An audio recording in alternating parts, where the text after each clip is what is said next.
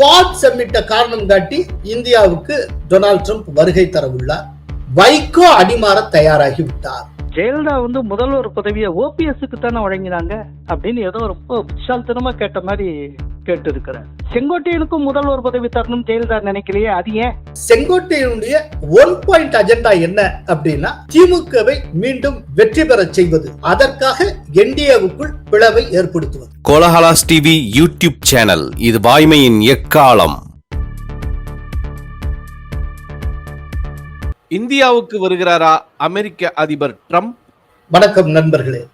இந்தியாவுக்கு வருவேன், ஐ may come என்று டொனால்ட் ட்ரம்ப் கூறியிருக்கிறார். ஜஸ்ட் 2 நாளைக்கு முன்னால வியாழக்கிழமை அன்னைக்கு அமெரிக்க அதிபருடைய வெள்ளை மாளிகையில் இருக்கக்கூடிய அவருடைய அலுவலகமான ஓவல் அலுவலகத்தில் வைத்து செய்தியாளர்களை சந்தித்தார் டொனால்ட் ட்ரம்ப். அப்போ அவர் என்ன சொன்னார்னா, மோடி என்னுடைய நெருங்கிய நண்பர், ஒரு அருமையான மனிதர், அவர்கிட்ட நான் எப்போ ஃபோனில் பேசினாலும் நீங்கள் கட்டாயம் இந்தியாவுக்கு வரணும்னு சொல்லி எனக்கு அழைப்பு விடுப்பது வழக்கம். நானும் அதை ஏற்றுக்கொண்டு இருக்கிறேன். அநேகமாக அடுத்த ஆண்டு நான் இந்தியா செல்வேன் அப்படின்னு அவர் சொல்லி இருக்கிறார். How is your talks with Prime Minister Modi going on the trade deal, and when do you going good? He stopped buying oil from Russia. When do you plan? And he's a friend of mine, and we speak, and he wants me to go there. We'll figure that out. I'll go. I had a great trip there with Prime Minister Modi. He's a great man, and I'll be going. Novo Nordisk is in the middle. You're planning to go to India next year? No. You're planning to go to India next year, sir? It could be, yeah. Novo Nordisk is in the middle of a $10 billion. மோடியுடன் இணைந்து பணியாற்றுவது சிறப்பான அனுபவமாக இருக்கும் அப்படின்னு அவர் தெரிவித்திருக்கிறார். அதே போல இந்தியாவுக்கும் அமெரிக்காவுக்கும் இடையில் நடந்து வருகிற அந்த வர்த்தக ஒப்பந்தத்துக்கான பேச்சுவார்த்தை பற்றி செய்தியாளர்கள் கேட்டபோது அந்த பேச்சுவார்த்தை ரொம்ப நன்றாக நடந்து கொண்டு வருகிறது. ரஷ்யாட்டேந்து ஆயில் பர்ச்சேஸ் பண்றதை பெருமளவு அவர் குறைத்து விட்டார். அதாவது அவர் மோடியை இண்டிகேட் பண்றார். ரஷ்யாட்டேந்து ஆயில் கொள்முதல் செய்வதை இந்தியா குறைத்து கொண்டிருக்கிறது அப்படின்னு ட்ரம்ப் சொல்லி இருக்கிறார். அதனால மோடியுடன் இணைந்து பணியாற்றுவது சிறப்பான அனுபவமாக இருக்கும், அது பயனுள்ளதாக இருக்கும். எனவே நான் இந்தியா செல்வேன் அப்படின்னு டொனால்ட் ட்ரம்ப் கூறியிருக்கிறார். ஆக்சுவலா நெக்ஸ்ட் இயர் குவாட் அமைப்பினுடைய உச்சி மாநாடு, தலைவர்கள் நிலையிலான உச்சி மாநாடு இந்தியாவில் நடக்க இருக்கிறது. இந்த குவாட் அப்படிங்கிற அமைப்பு மொத்தம் 4 நாடுகளை உள்ளடக்கியது. அந்த 4 நாடுகள் எது அப்படின்னா India, America, Australia and Japan. இந்த 4 நாடுகளும் எதற்காக ஒருங்கிணைந்துள்ளன அப்படின்னா தென்சீன கடல்ல சீனாவுடைய வல்லாதிக்கத்தை கட்டுப்படுத்துவதும் அதை அறவே இல்லாமல் ஆக்குவதற்காகவும் இந்த நாடுகள் ஒருங்கிணைந்துள்ளன. ஸோ இந்துமா கடல் பகுதியிலையும் தென்சீன கடல் பகுதியிலையும் சீனாவுடைய அட்ராசிட்டிஸ், அத்துமீறல்கள் தொடரக்கூடாது. அதற்கு இந்த 4 நாடுகளும் கூட்டாக ஒரு பெருமுயற்சியை எடுத்துள்ளன. இந்த 4 நாடுகள்ல சீனாவுடைய பிரவேசத்தால் நேரடியாக பாதிக்கப்பட்ட நாடுகள் 3 நாடுகள், இந்தியா, ஜப்பான், அப்புறம் ஆஸ்திரேலியா. அதாவது ஆஸ்திரேலியாவுக்கு சொந்தமான சில ஐலண்ட்ஸ், ஜப்பானுக்கு சொந்தமான சில ஐலண்ட்ஸ் எல்லாம் கூட சீனா தங்களுக்கு சொந்தம் என்று கிளைம் பண்ணி வருகிறது. அதே போல தென்சீன கடல் பரப்பு முழுக்க தங்களுக்கு சொந்தம் அப்படின்னு மொத்த நீர்ப்பரப்பையும் தன்னுடையது என்று சீனா கோரி வருகிறது. இப்படி ஒரு கொள்கை முடிவு சீனா வைத்திருக்கின்ற காரணத்தினால் நிறைய நாடுகளுக்கும் சீனாவுக்கும் இடையில் கருத்து மோதல்களும் நேரடி மோதல்களும் தொடர்ந்து இடம்பெற்று வருகின்றன. ஒரு உதாரணத்துக்கு சொல்றா, பிலிப்பீன்ஸுக்கும் சீனாவுக்கும் இடையில கடல்லையே மோதல் நடக்கிறது. இந்த 2 நாட்டினுடைய கடற்படை கப்பல்கள் மோதிக்கொள்ளுகின்றன. ஒருத்தருக்கு ஒருத்தர் துப்பாக்கி சூடெல்லாம் நடந்திருக்கு. அதே போல இந்த தென்சீன கடல் பகுதியில் இருக்கக்கூடிய ஈவன் மலேசியாவுக்கும் சீனாவுக்கும் இடையிலேயே உரசல் இருக்கு. இப்படி தென்சீன கடல் பகுதியில என்னென்ன தீவுகள் எங்கெங்கெல்லாம் பரவி இருக்கோ அது எல்லாவற்றையும் தன்னுடையது என்று சீனா சொல்லுகிறது. சீனாவுடைய நோக்கம் என்னன்னா மொத்த தென்சீன கடல் பகுதியை தன்னுடைய கட்டுப்பாட்டுக்குள் கொண்டு வர வேண்டும். அப்படி கட்டுப்பாட்டுக்குள்ள கொண்டு வந்துட்டா உலக வர்த்தகத்துல 4இல் 1 பகுதியை தன்னுடைய கட்டுப்பாட்டுக்குள் கொண்டு வர முடியும் என்று சீனா நம்புகிறது. ஏன்னா இன்னைக்கும் சரக்கு போக்குவரத்து அப்படிங்கிறது 100க்கு 80 விழுக்காட்டுக்கு மேல கப்பல்கள் மூலம்தான் நடைபெறுகின்றன, விமானங்கள் மூலம் அல்ல. ஏன்னா பெருமளவு சரக்குகளை ஒரே நேரத்தில் ஏற்றி செல்வதற்கு கப்பல்கள் மட்டும்தான் உகந்தவை, விமானங்கள் அல்ல. அப்படிங்கிறப்போ இந்த கப்பல் போக்குவரத்து அதிகமாக நடக்கக்கூடிய பகுதியில ஒன்று தென்சீன கடல் பகுதி. அதனால இந்த தென்சீன கடல் பகுதியை டோட்டலா கபலீகரம் பண்ண வேண்டும் அப்படிங்கிறது சீனாவுடைய ஐடியா. இந்த சீனாவுடைய ஐடியாவை தகர்ப்பதற்கும் சீனாவுடைய ஆதிக்கம் தென்சீன கடல் பகுதியில் ஏற்பட்டு விடாமல் தடுப்பதற்கும் அமெரிக்கா, ஆஸ்திரேலியா, ஜப்பான் ஆகியன ஒன்று சேர்ந்துள்ளன. ஆனால் ஆசிய நாடுகள்ல சீனாவை எதிர்க்கணும் அப்படின்னா இந்தியாவை தவிர்த்து விட்டு உங்களால் எதிர்க்க முடியாது. ஆசியாவில் செகண்ட் மேஜர் கண்ட்ரி அப்படின்னா அது இந்தியா தான். அதே போல தெற்காசியாவுடைய பிராந்திய வல்லரசு அப்படின்னாலும் அது இந்தியா தான். அப்படிங்கிறப்ப இந்தியா ஒரு கூட்டாளியாக இருந்தாக வேண்டும் என்கின்ற காரணத்தினால் இந்த குவாட் அப்படிங்கிற அமைப்புல, கடல்சார் பாதுகாப்பு அமைப்புல இந்தியாவையும் அமெரிக்கா, ஆஸ்திரேலியா, ஜப்பான் ஆகிய நாடுகள் முயன்று சேர்த்துள்ளன. இந்த 4 நாடுகளும் சேர்ந்துதான் இந்த அமைப்பை இயக்கி கொண்டிருக்கின்றன. இப்ப இந்த 4 நாடுகளுடைய தலைவர்கள் நிலையிலான உச்சி மாநாடு ஆக்சுவலா 2024 நடந்திருக்கணும். ஆனால் மோடிக்கும் டொனால்ட் ட்ரம்புக்கும் இடையில ஏற்பட்ட உரசல், அதே போல அமெரிக்க அரசு நடந்து கொண்ட விதம், திடீரென இந்தியா மீது ஒரு பதிலடியாக 25% டாரிஃப், அந்த இறக்குமதி பொருட்களுக்கான வரி விதிப்பை டொனால்ட் ட்ரம்ப் மேற்கொண்டது. அதற்கப்புறம் பெனல்ட்டியா இன்னொரு 25% அதிகரித்தது. மொத்தம் 50% வரி விதிப்பை இந்திய இறக்குமதி பொருட்கள் மீது ட்ரம்ப் விதித்தது. இவையெல்லாம் சேர்ந்து ஒரு நெருடலான சூழ்நிலையை உருவாக்கி, அதனால இந்தியாவுக்கும் அமெரிக்காவுக்கும் இடையிலான உறவு கொஞ்சம் கொஞ்சமாக சீர்கேடு அடைய தொடங்கியது. இதுல வேற இந்தியாவுக்கும் பாகிஸ்தானுக்கும் இடையிலான போரை நான் தான் நிறுத்தினேன், நான் வர்த்தகத்தை சொல்லி அவங்கள மிரட்டி நிறுத்த வச்சேன், இந்தியா அடிபணிந்தது அப்படிங்கிற மாதிரி எல்லாம் ட்ரம்ப் பேசியது. இதெல்லாம் மோடி விரும்பவே இல்லை, அது உண்மையும் கிடையாது. இப்படிப்பட்ட பல்வேறு காரணங்களால இங்க நடக்க வேண்டிய அந்த குவாட் சம்மிட் அப்படியே தள்ளி போயிற்று. ஏன்னா குவாட் சம்மிட்ல தலைவர்கள் நிலையிலான கூட்டம்னு ஒண்ணு நடந்தால் அதில் அமெரிக்க அதிபர் பங்கேற்றே ஆக வேண்டும்.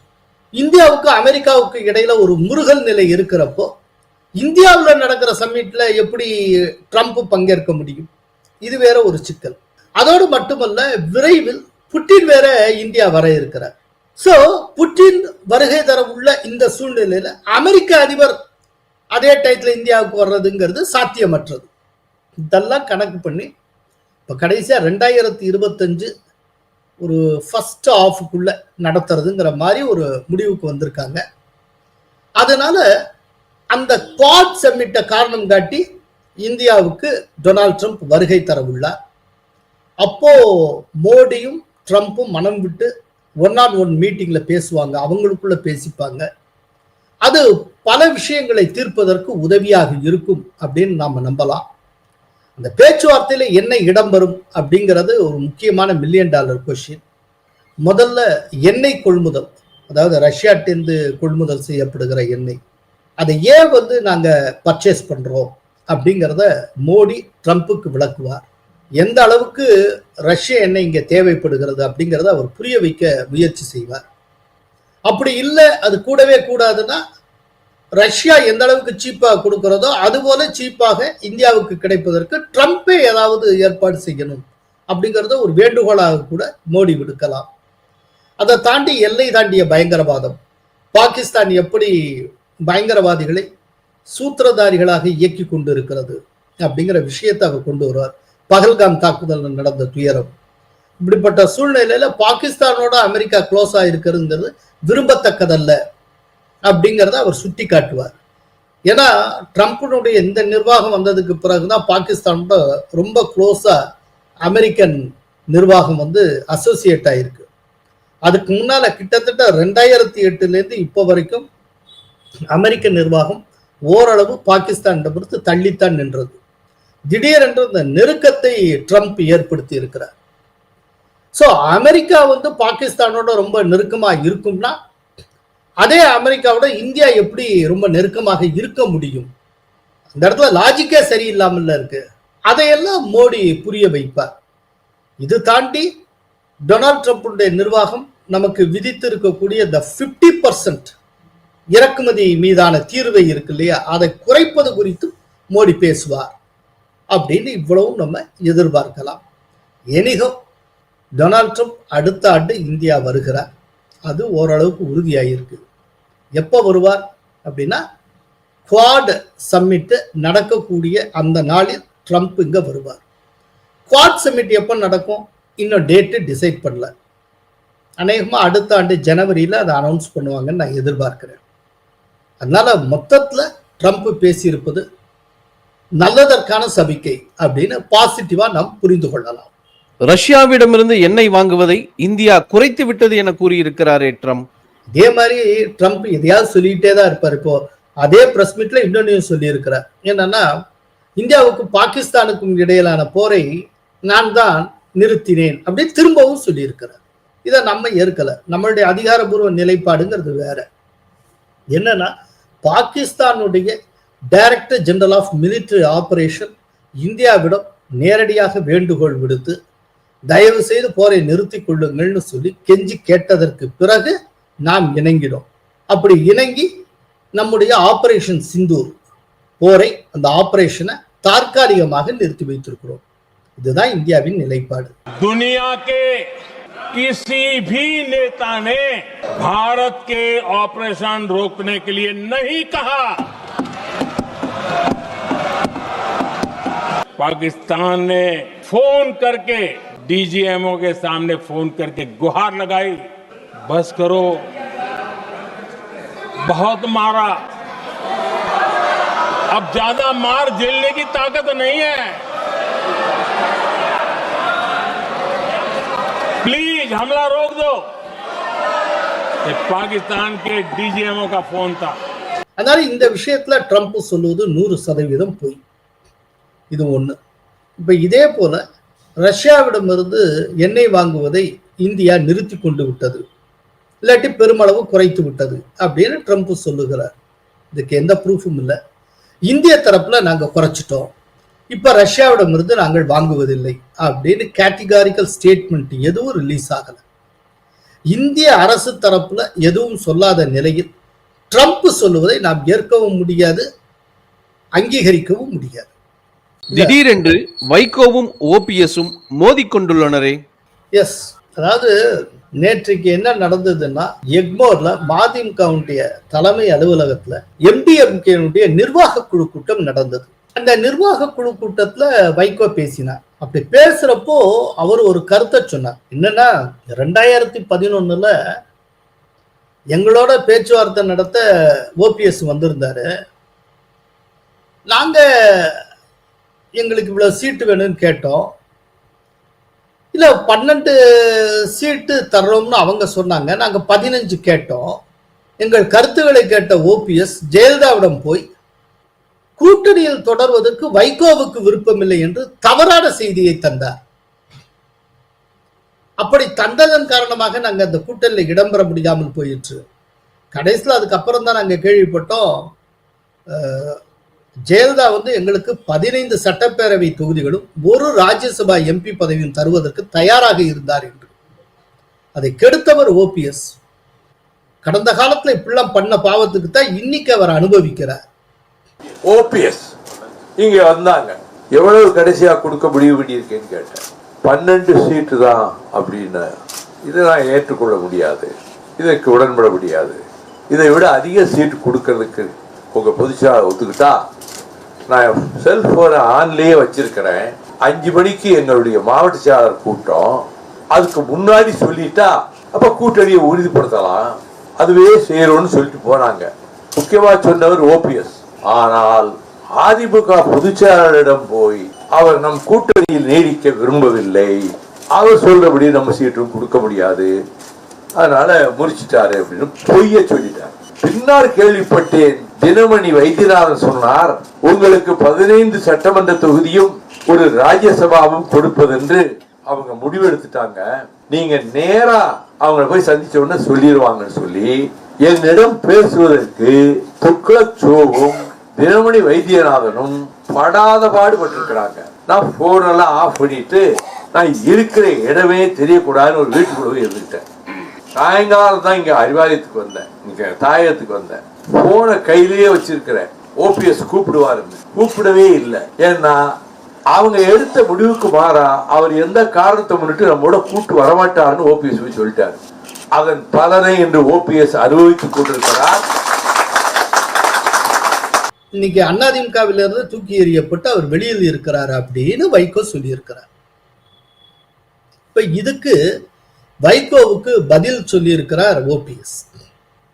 ஓபிஎஸ் பதில எதுவும் திட்டவட்டமா இல்லை.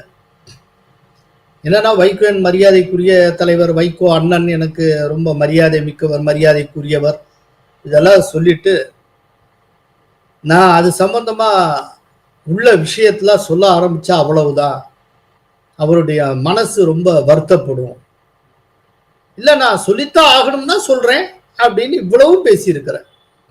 ஆனா என்னங்கிற விஷயத்தை மட்டும் சொல்லவே இல்லை. அண்ணன் வைகோ அவர்கள் மீது நான் மிகுந்த மரியாதையும் அன்பும் பற்றும் பாசமும் வைத்திருக்கிறேன், இன்றைக்கும் வைத்திருக்கிறேன். அவர் என்ன பேசினாலும் நான் அவர் மீது அன்போடு தான் இருப்பேன், மரியாதையோடு தான் இருப்பேன். நான் சொல்ல போகிற பதில், அவருக்குரிய பதில், அவர் மனது புண்படும்படியாக ஒரு சூழலை ஏற்படுத்தும் என்ற காரணத்தினால் நான் அந்த பிரச்சனைக்கு உள்ளே போக விரும்பவில்லை. இந்த வடிவேலு படத்துல வரும் பாருங்க, அடிச்சு கேட்டாலும் சொல்லிடாத அப்படின்னு சொல்லுவாங்களே, சொல்லாமலே விஷயத்தை சொல்லாமலேயே அடிச்சு கேட்டாலும் சொல்லிடாத அப்படிம்பாங்களே, அது மாதிரி அது என்னன்னே சொல்லாமலே நான் சொன்னா வைகோ வருத்தப்படுவார், அப்படி சொன்னா வைகோ வருத்தப்படுவார்னு சும்மா அள்ளி விட்டு இருக்கிறார் ஓபிஎஸ். நான் என்ன கேட்கிறேன், ஓபிஎஸ் வருத்தப்பட்டா வருத்தப்படட்டும் அப்படின்னு நினைச்சு ஓபிஎஸ் பற்றி எந்த கவலையும் இல்லாமல் வைகோ தெளிவா ஒரு உண்மையை உடைக்கிறார்ல, ஒரு 14 வருஷத்துக்கு முன்னால் நடந்த சம்பவத்தை சொல்றாருல. அதாவது ஓபிஎஸ் அப்படியே பிளேட்டை மாற்றி ஜெயலலிதா மனசை மாற்றி எங்களை கூட்டணியிலேருந்தே வெளியேற்றுறதுக்கான வேலைகளை பார்த்துருக்கிறார் அப்படிங்கிறத ரொம்ப ஓப்பனாக சொல்லிட்டார்ல. இவ்வளோ ஓப்பனாக சொன்னதுக்கு பிறகு வைகோ மேலே ஏன் ஓபிஎஸ் கருணை காட்டணும்? அவரும் ஓப்பனாக சொல்ல வேண்டியது தானே. அப்புறம் ஏன் இப்படி அப்படிலாம் இன்னும் ஜிமிக்ஸ் பண்ணிட்டு இது என்ன வேலை? காரணம் வேற ஒன்றும் இல்லை, ஓபிஎஸ்ட்டு சொல்றதுக்கு எதுவும் கிடையாது. என்னைக்குமே அந்த சொல்றதுக்கு விஷயம் இல்லாதவங்க சொல்றதுக்கு நிறைய விஷயம் இருக்கிற மாதிரி அள்ளி விட்டுக்கிட்டே போவாங்க, ஆனா விஷயத்துக்குள்ளேயே வரமாட்டாங்க. நான் மட்டும் சொன்னா அவ்வளவுதான், அதுக்கப்புறம் பூகம்பம் வெடிக்கும். இதுக்கு மேல நான் என்ன சொல்றதுன்னு தெரியல. அவர் மேல ரொம்ப மரியாதையா இருக்கேன், அவர் ரொம்ப வருத்தப்பட்டுறக்கூடாது. அவர் என்னை நோகடித்தாலும் பரவாயில்லை, நான் அவரை நோகடிக்க மாட்டேன், இப்படியே பம்பாஸ்டிக்கா பேசிக்கிட்டே போவாங்க, விஷயத்துக்குள்ளேயே வரமாட்டாங்க. இப்படி பேசிட்டு ஒரு மணி நேரத்துக்கு பேசுவாங்க. கடைசியில் இந்த 1 மணி நேரம் பேசி முடிச்சதுக்கு அப்புறம் நம்ம யோசிச்சு அடே கடைசியா மொத்தத்துல இவர் என்னதான்டா சொன்னார் அப்படின்னு பார்த்தா ஒண்ணுமே இருக்காது, உரிக்க வெங்காயம், சப்ஸ்டன்ஸே இருக்காது, விஷயமே இல்லாம. இதே போல ஓபிஎஸ் பேசி இருக்கிறார், வைகோ ஓப்பனா பேசி இருக்கிறார்ல. ஓபிஎஸ் யாருங்கிறத அடையாளப்படுத்தி இருக்காருல. ஓபிஎஸ் மேல அவர் கருணா காட்டினாரா? 14 வருஷம் கழிச்சு சொல்லியிருக்காருங்கிறது வேற விஷயம். சொன்னார்ல, சொன்னதுக்கு அப்புறம் பதிலடியா எது உண்மையோ அதை சொல்ல வேண்டியதானே. அதை எதுக்கு ஓபிஎஸ் மிச்சம் பிடிக்கணும்? காரணம் ஓபிஎஸ் ஒண்ணுமே கிடையாது, விஷயமே கிடையாது.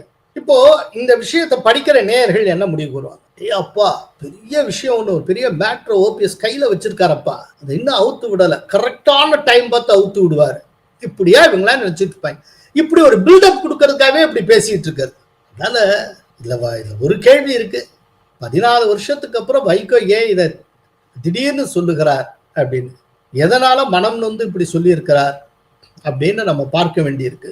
ஒரு விஷயம் முக்கியம், டிஎம்கே கூட்டணியில மதிமுகவுக்கு இந்த முறை இடம் உண்டா இல்லையா என்பது தெரியாமல் இருக்கிறது. அது ஒரு விதமா ஒரு சிக்கல்ல மாட்டிட்டு இருக்கு. என்னன்னா இப்போ ரொம்ப ரீசெண்டா ஒரு சில மாதங்களுக்கு முன்னால ஈரோடு பகுதியை சார்ந்த முக்கியமான மதிமுக பிரமுகரை டிஎம்கே தூக்கி இருக்கு. அதே போல மதிமுக தொடர்பா பல நெகட்டிவான நடவடிக்கைகளை டிஎம்கே கொஞ்சம் கொஞ்சமாக எடுத்து வருகிறது. இந்த நிலையில டிஎம்கே மேலேயே மதிமுகவுக்கு ஒரு சந்தேகம் இருக்கிறது. இந்த முறை நமக்கு எந்த சீட்டும் கொடுக்காம போயிடுவாங்களோ, ஒருவேளை நம்மளை நகர்த்திட்டு அந்த இடத்துக்கு தேமுதிகவை கொண்டு வந்துருவாங்களோ, இப்படி ஒரு பார்வை வைகோவுக்கு இருக்கிறது. ஏன்னா பிரேமலதாவும் சரி வைகோவும் சரி ஒரே சமூகத்தை சார்ந்தவர்கள். அப்படிங்கிறப்போ வைகோ அந்த பக்கம் போனா அந்த சமூகத்தினுடைய ரெப்ரசன்டேஷனுக்கு பிரேமலதா உள்ள கொண்டு வந்துடலாம். இந்த மாதிரி ஒரு ரீப்ளேஸ்மெண்ட் இருக்குமோங்கிற டவுட் வைகோவுக்கு ஏற்பட்டு இருக்கிறது. அதனாலதான் அவர் கொஞ்சம் கொஞ்சமாக அணிமாற தயாராகி கொண்டிருக்கிறார் அப்படின்னு நம்ம பார்க்க வேண்டியிருக்கு. அதனாலதான் இன்னைக்கு அவர் இந்த மாதிரி சொல்லுகிறார். கிட்டத்தட்ட ஒரு ஏடிஎம்கேக்கு அனுசரணையான டோன்ல.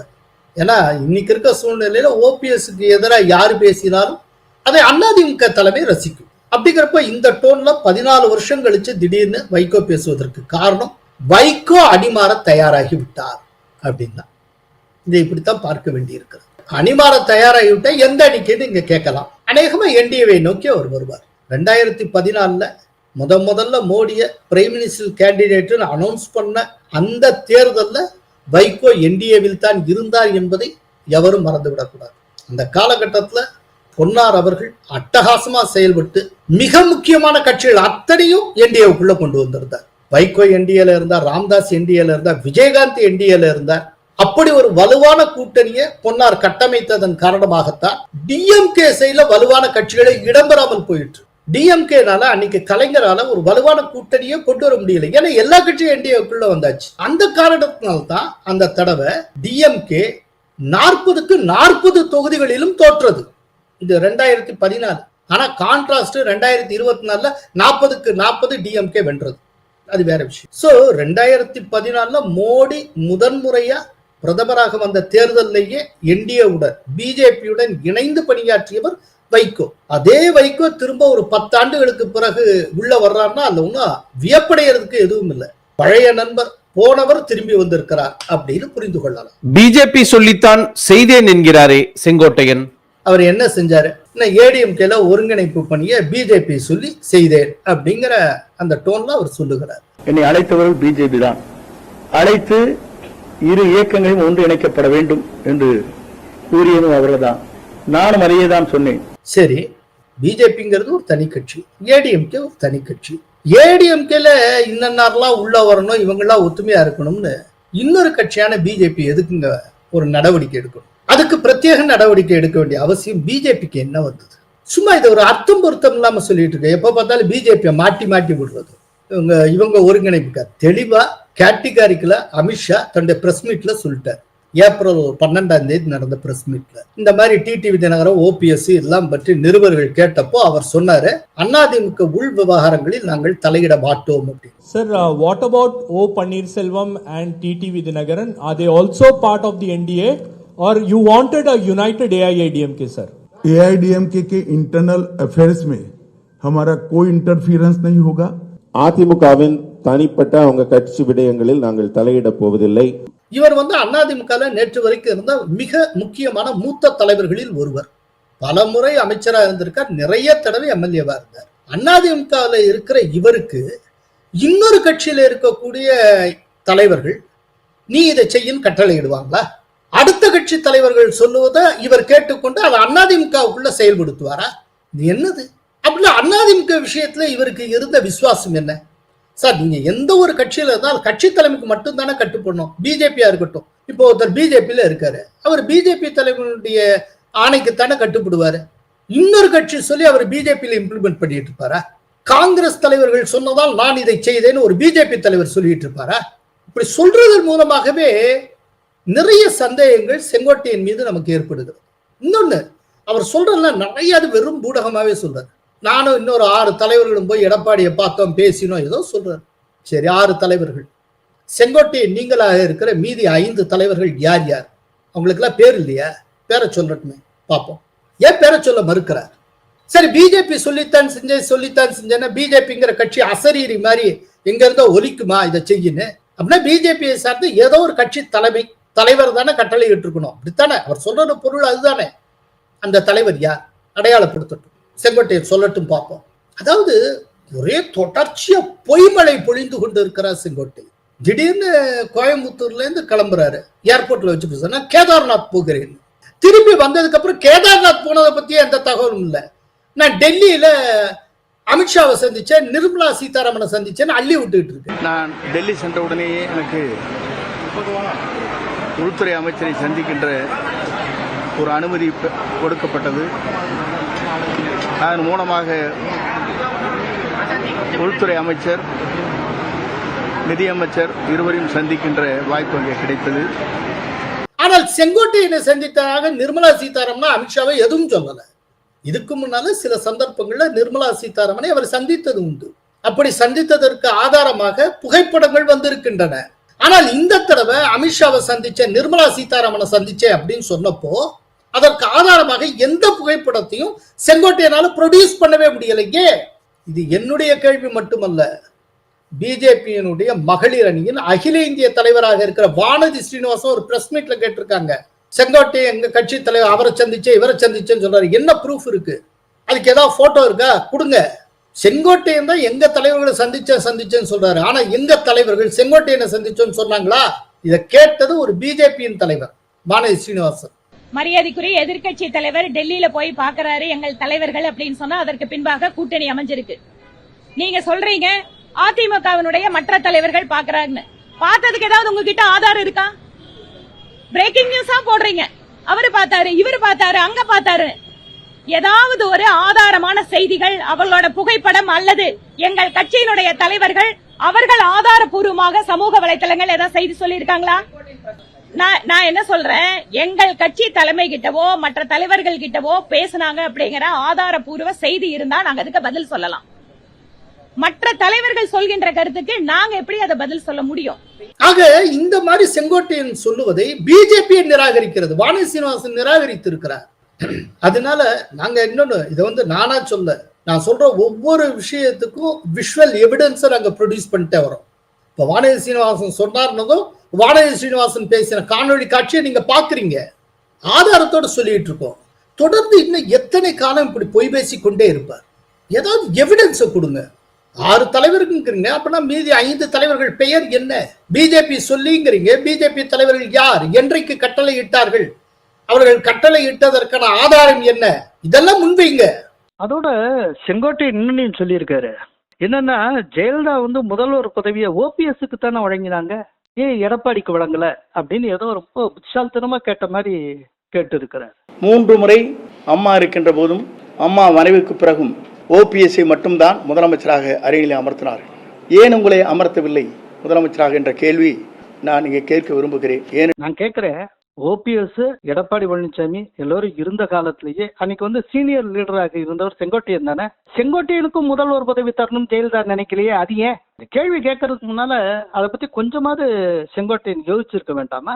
சரி, எதுக்காக ஓபிஎஸ் கிடைத்தது அது எல்லோருக்கும் தெரியும். அவர் இத்தனைக்கும் அன்னைக்கு ஃபர்ஸ்ட் டைம் எம்எல்ஏ, அவருக்கு கொடுத்தாங்க. ஏன்னா அவர் சசிகலா டிடிவி தினகரன் சமூகத்தை சார்ந்தவர், டிடிவி தினகரனுடைய கூடவே பைய தூக்கிட்டு போயிட்டு இருந்தாரு. தான் சொன்னதை அப்படியே செய்வாரு, ஒரு ரொம்ப மாதிரி, ஒரு கிளிப்பிள்ளை மாதிரி சொன்னதை திரும்ப செய்வார் சொல்லுவார்.